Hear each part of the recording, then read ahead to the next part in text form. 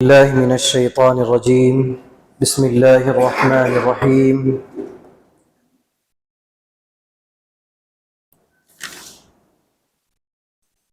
ولا تشتروا بآیاتی ثمنا قلیلا وإیای فاتقون۔ پچھلے درس میں ہم نے بتایا تھا کہ اللہ رب العالمین نے فرشتوں سے پوچھا کہ چیزوں کے نام بتاؤ، تو فرشتوں نے کہا کہ ہمیں نہیں معلوم۔ اے اللہ تو نے جتنا ہمیں سکھایا ہے ہم اتنا ہی جانتے ہیں۔ پتہ یہ چلا کہ کسی چیز کا علم نہ ہو اور یہ کہنا کہ مجھے نہیں معلوم، اس میں فرشتوں کی اقتدا ہے۔ آج کل بعض لوگوں کو دیکھا گیا ہے کہ تھوڑا بہت پڑھ لیے، تھوڑا بہت مطالعہ کر لیے، اب گاؤں والے بھی ان کو مفتی ماننا شروع کر دیتے ہیں۔ اب جو بھی مسئلہ ہو انہی کے پاس جائیں گے۔ وہ ایک آدمی تھا گاؤں میں، داڑھی واڑی چھوڑ دیا، اب سب پانی لے لے کے جا رہے ہیں اسی کے پاس کے، پھونک کے دو، دم کر کے دو۔ تو دو چار حرف پڑھ لینے سے کوئی بڑا علامۃ الدہر نہیں بن جاتا ہے، اس کے لیے محنتیں لگتی ہیں۔ اب اس کے پاس کوئی بھی ادھر ادھر کا سوال لے کے جاتا ہے، زبردستی کھینچ کھانچ کے وہ جواب دے گا ہی۔ وہ جانتا ہی نہیں ہے، پہلی بات تو وہ جانتا ہی نہیں ہے کہ مجھے نہیں معلوم، یہ کہنا بھی آدھا علم ہے۔ ہمارے اسلاف نے کہا ہے کہ یہ کہنا کسی سوال کے جواب میں کہ مجھے نہیں معلوم، نہیں معلوم تو نہیں معلوم، یہ کہہ دینا آدھا علم ہے۔ اب اس کے پاس علم ہی نہیں ہے تو وہ کیا کرے گا؟ کھینچ کھانچ کے جواب دے گا۔ اور پھر وہ آدمی کسی بڑے عالم کے پاس جا کے سوال پوچھتا ہے، وہی سوال، اب وہ بڑا عالم جب صحیح جواب دے دیتا ہے، اور جب وہ آدمی دوبارہ اس آدمی کے پاس آتا ہے کہ بھئی تم نے تو یہ جواب دیا تھا، اور وہ بڑے مولانا ہیں انہوں نے یہ جواب دیا، نہیں وہ غلط ہے، میں صحیح، بڑا عالم غلط، یہی صحیح ہے۔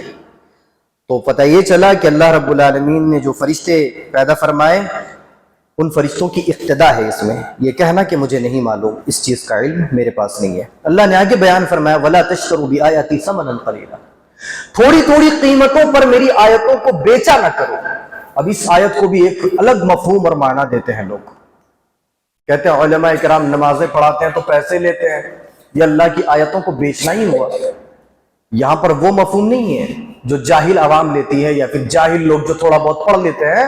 اب ان سے بڑا کوئی علامۃ الدہر نہیں ہے، یوٹیوب میں چینل کھول لیا اور کھڑے ہیں، اور پھر موٹے موٹے باریک باریک مسئلے، سب مسئلوں پر وہ گفتگو کریں گے، سب مسئلوں پر وہ گفتگو کریں گے، جن مسئلوں کے بارے میں بڑے بڑے علماء اکرام اور اجل علماء اکرام نے فتویٰ دے دیا ہے اور ان مسئلوں کا حل بیان کر دیا ہے، لیکن پھر بھی ہماری عوام کو وہی لوگ پسند ہے، وہی برادرز، وہی ایڈوکیٹ، سب وہی پسند ہے۔ یہ سب صحیح نہیں ہے، یہ فتنے ہیں جو ہماری عوام کو آج سمجھ میں نہیں آ رہا ہے۔ اللہ کہہ رہا ہے وَلَا تَشْتَرُوا بِآيَاتِي ثَمَنًا قَلِيلًا، میری آیتوں کو تھوڑی تھوڑی قیمت پر بیچا نہ کرو۔ اللہ آگے بیان فرماتے ہیں وَلَا تَلْبِسُوا الْحَقَّ بِالْبَاطِلِ وَتَكْتُمُوا الْحَقَّ وَأَنْتُمْ تَعْلَمُونَ، کہ حق کو باطل کے ساتھ مکس مت کرو، ملاؤ نہیں حق کو باطل کے ساتھ۔ اور اس سے ایک نقطہ یہ ملا کہ حق اور علم دنیا سے بڑھ کر ہے، اور دنیا کے اندر جو جو چیزیں ہیں ان تمام چیزوں سے بڑھ کر جو ہے وہ علم ہے اور حق ہے، اور حق کو باطل کے ساتھ ملانا نہیں چاہیے۔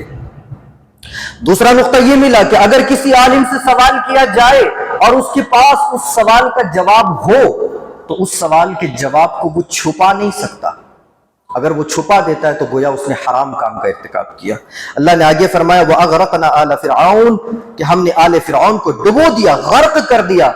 آل فرعون اور آل فرعون سب کو ہم نے غرق کر دیا۔ پتہ یہ چلا کہ جب کسی حاکم کی حکومت ظلم برپا کرنے لگے، بربریت برپا کرنے لگے، تو اللہ رب العالمین کے ہاں سے اس کے اوپر عذابات کا نزول ہوتا ہے۔ جب کوئی حاکم ظلم کرتا ہے اپنے عوام پر، رعایا پر، تو اللہ رب العالمین کی پھر تباہی کا وہ انتظار کرے۔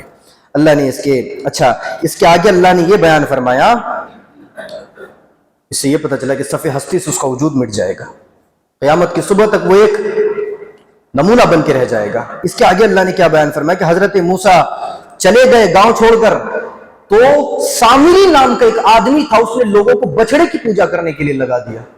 اس سے نقطہ یہ ملا کہ معاشرے میں عوام کے ساتھ ساتھ علماء کا رہنا ضروری ہے۔ اگر علماء معاشرے کے اندر نہ ہو تو پھر ممکن بات بلکہ یقینی بات ہے کہ لوگ گمراہ ہو جائیں، لوگ غلط مسئلوں میں پڑ جائیں۔ سامری نے جس طرح لوگوں کو بچڑے کی پوجا کے لیے لگا دیا، شرک کرنے پر اس نے لوگوں کو لگا دیا، حضرت موسیٰ کی غیر موجودگی میں ایک عالم جب معاشرے کے اندر موجود ہوتا ہے تو پھر وہ دین کی حفاظت کرتا ہے، اللہ کے کلام کی حفاظت کرتا ہے، اور جب عالم معاشرے میں موجود نہ ہو تو پھر وہاں پر شرک و بت پرستی قائم ہو جاتی ہے۔ آج بھی آپ لوگ دیکھتے ہوں گے ہندوستان کے کئی ایک ایسے علاقے ہیں جو مشہور ہی ہیں شرک اور بت پرستی کے لیے۔ علاقوں کا نام لینا مناسب نہیں ہے، آپ لوگ سمجھتے ہوں گے وہ علاقے مشہور ہی ہیں کہ وہاں پر یہ چیز ہے، وہاں پر جائیں گے تو برکتوں کا نزول ہوتا ہے۔ یہ ساری چیزیں آج ہمارے عوام کے اور مسلمانوں کے ذہنوں میں بھرا ہوا ہے۔ تو معاشرے میں ایک عالم دین کا ہونا ضروری ہے۔ اگر معاشرے میں یہ علماء نہ ہو تو پھر گمراہی کے راستے بالکل ہموار ہو جاتے ہیں، اور پھر شیطان تو ویسے بھی صراط مستقیم پر بیٹھا ہوا ہے۔ پھر اللہ نے آگے بیان فرمایا کہ پتھر سے اللہ نے پانی، جو موسیٰ کی قوم تھی ان کو پیاس لگتا تھا تو موسیٰ کے پاس آتے تھے، موسیٰ پیاس لگی، تو حضرت موسیٰ کیا کرتے تھے؟ عصا مارتے تھے پتھر میں اور پتھر سے پانی نکل آتا تھا۔ آج ماریں گے تو نکلے گا پانی؟ پتھر سے بھلا کسی نے ڈنڈا مارا اور پانی نکل آیا، کبھی ہم نے سنا؟ نہیں سنا ہے۔ اس سے یہ پتہ چلتا ہے کہ حالات کتنے بھی پرخطر کیوں نہ ہو، حالات کتنے ہی خراب کیوں نہ ہو، اسباب ہمیں اختیار کرنا چاہیے۔ اسباب کو نہیں چھوڑنا چاہیے کہ بھئی اتنا کچھ مسئلہ ہو گیا، اب تو کچھ نہیں ہو سکتا۔ آج ہمارا معاملہ یہ ہے، اب کیا ہوگا؟ اب کچھ نہیں ہو سکتا، اتنا سب کچھ ہو گیا، اب کچھ امید باقی ہی نہیں ہے۔ کیوں امید باقی نہیں ہے؟ کیا ہم اللہ سے امید نہیں کر سکتے ہیں؟ ہم نے اللہ کو عام آدمی سمجھ کے رکھا ہے، جس طرح ہم لوگوں سے توقعات رکھتے ہیں، جس طرح لوگوں پر ہمارا یقین اور بھروسہ رہتا ہے، ہم نے اللہ کو اس طرح سمجھ رکھا ہے۔